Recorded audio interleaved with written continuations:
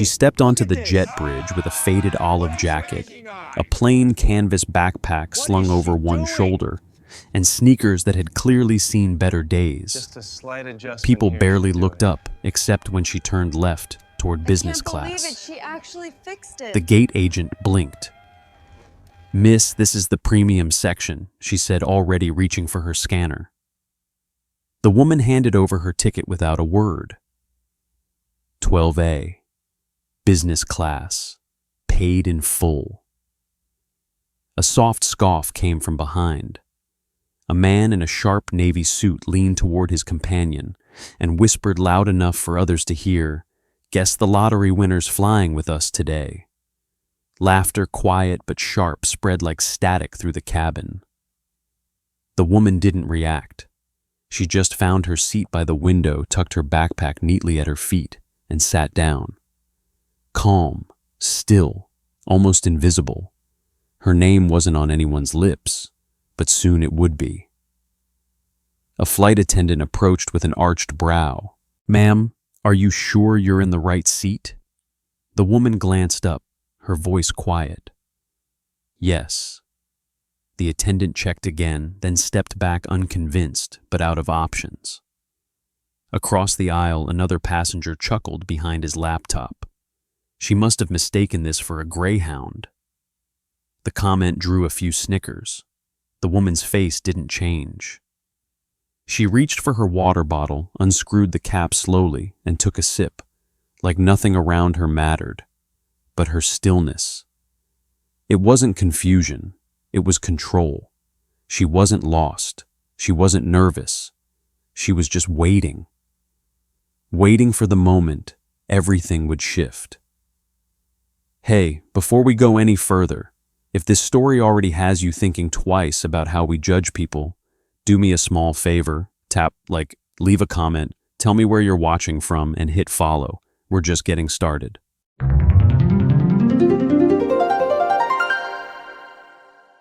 Her name was Linh Pham, 35, American citizen. But no one on that flight knew that. All they saw was the worn jacket, the no-brand shoes, and a quiet that felt out of place. She didn't fit the mold, no tailored suit, no designer purse. Just a woman sitting alone, looking out the window like she'd already seen the whole world and didn't need to impress anyone in it. She pulled out a small, beaten-up notebook from her backpack, the kind you'd expect from a college kid, not someone in business class. Her fingers flipped through its pages, filled with small slanted handwriting and flight schematics drawings only she could decipher. The man in the next seat, mid-40s Rolex peeking under his cuff, gave her another glance, then leaned away slightly like her presence might stain his silk shirt. He tapped away on his phone, muttering about seating mix-ups. A younger woman across the aisle, all high heels and attitude, snapped a selfie with her champagne. Hashtag first class problems, she said, then turned the camera toward Linh. "Look what the cat dragged in." The flight attendant passed by again, handing out menus to everyone, except Linh. "She's probably not staying the whole flight," she whispered to another crew member.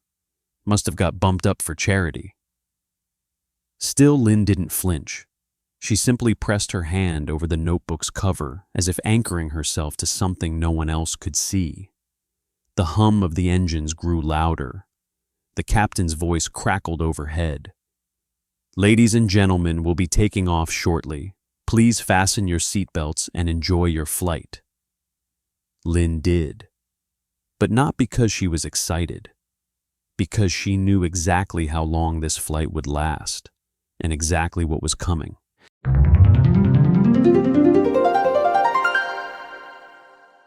The flight had barely reached cruising altitude when the murmurs began. 2 rows ahead, a woman in pearls leaned across the aisle and whispered, "Honestly, she lowers the whole vibe." Her voice wasn't loud, but it didn't need to be. The sneer in her tone did the work. The man beside Linh Rolex guy lifted the corner of his menu. "Just water?" he asked, his voice oozing judgment. You do know they serve real wine here, right? Lin gave a soft nod. I prefer to stay alert. He chuckled. Afraid of spilling on that thrift store jacket. No response. The flight attendant returned with meals. 1 fillet, 1 halibut.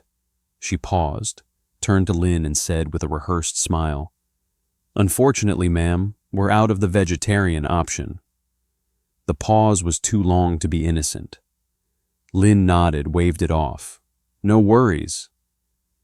But the man next to her smirked. Maybe bring her one of those pretzel bags from Coach, he said. Laughter. Not loud, but sharp. Measured. Enough to sting. A young woman just across the aisle began filming discreetly. POV, a mystery woman crashes business class, she whispered to her followers. I swear she just pulled out a notebook like she's journaling trauma. Lin turned her gaze to the clouds. She'd flown through them before, but from a different seat, a different cockpit. None of them knew. Not yet. The turbulence hit not hard, but enough to jolt a few glasses. The captain's voice came back this time, less calm. We're experiencing some pressure inconsistencies in the forward cabin. Please remain seated. Lin's eyes narrowed slightly. Her hand moved toward the notebook again, but didn't open it. A few rows ahead, the woman in pearls muttered, Great. Just what we needed. Trouble and a stowaway. The laughter returned a little more nervous this time. But Lin just sat there, still as stone. She wasn't here to fight them. She was here for something else. Something none of them were ready for.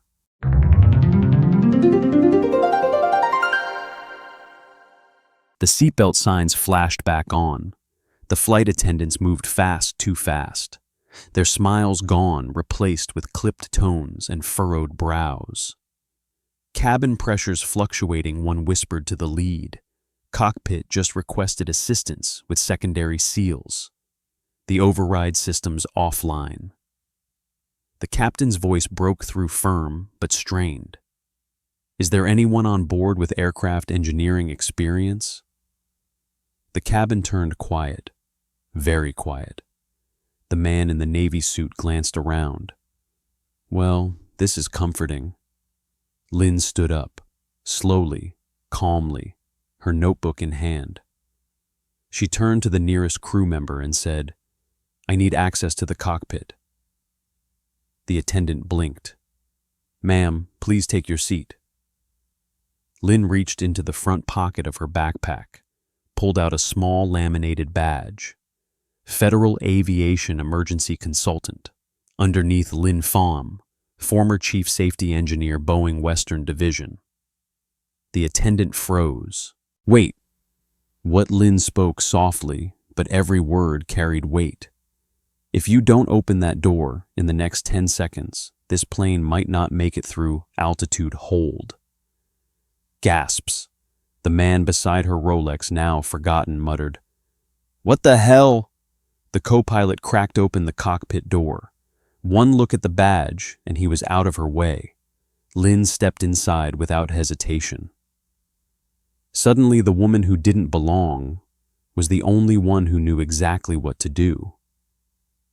Inside the cockpit, lights blinked red. Lin scanned the systems, her fingers dancing across controls like a pianist who knew every key by heart. Oxygen vent lines misreporting, she said. It's a firmware error, not structural. Manual override. Here. And here. Click. Twist. Enter. The alarms fell silent. Pressure stabilized. The captain exhaled. You just saved 186 people. Lin didn't respond. She simply stepped back out. The cabin stared.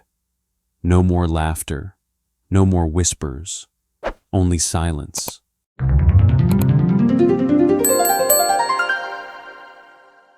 She stepped out of the cockpit with quiet steps, Notebook still in hand, jacket still worn, face unreadable.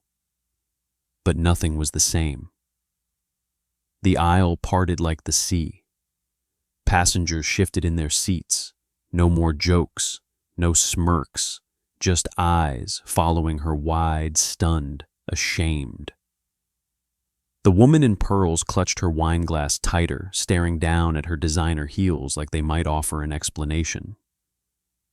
The man with the Rolex cleared his throat. "I didn't know," he said softly, not quite looking at her. Lynn didn't stop. She didn't glare. She didn't speak. She just returned to seat 12A, tucked her backpack back under her feet, and sat down. Calm, still, just as before. Only now the silence around her was reverent. Across the aisle, the young woman with the phone lowered her camera, deleted the video. Her fingers hovered like she wanted to say something, but couldn't find the words. The flight attendant who had skipped her meal earlier returned this time with a tray in both hands. "Ma'am," she said, voice unsteady, "please accept this on behalf of the crew. A full meal, the vegetarian option, a fresh glass of water, real silverware." Lynn nodded once, accepting it with quiet grace. From the jump seat, the captain himself stepped out, microphone in hand. "Ladies and gentlemen," he said, his voice echoing through the cabin, "today you were flown by my crew and protected by someone not in uniform, but every bit a part of aviation history. We owe her our thanks." Applause broke out. Not forced, not polite, genuine. But Lynn didn't bask in it. She just reached for her water bottle and took another sip like she had before, like nothing happened. A girl, maybe 10, turned in her seat and whispered to her mom, "Mom, is she a superhero?" Lynn heard it. And for the first time that flight, she smiled, just a little.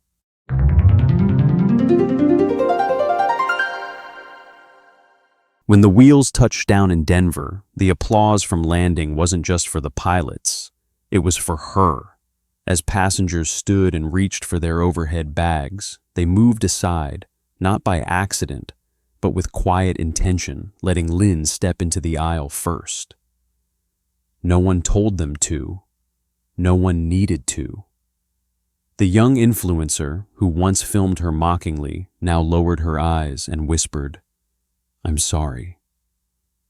Lynn nodded once, but didn't slow her stride. By the jet bridge, a ground crew supervisor stood waiting with a clipboard and headset.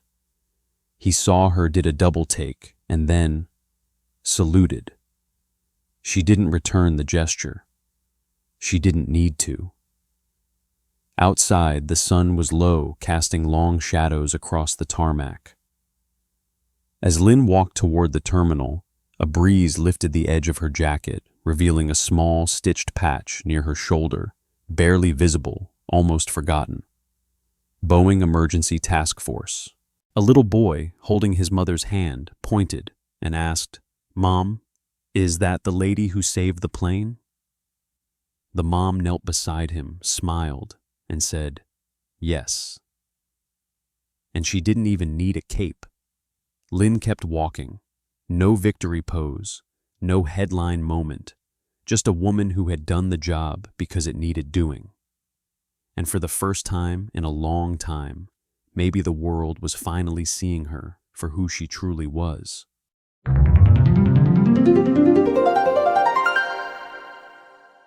Hey, if this story made you feel something, maybe reminded you not to judge too quickly or gave you hope that quiet strength still matters, leave a comment below. Tell me where you're watching from. And if you believe stories like Lynn's deserve to be told, hit that follow button. There are more voices like hers out there. Let's keep listening.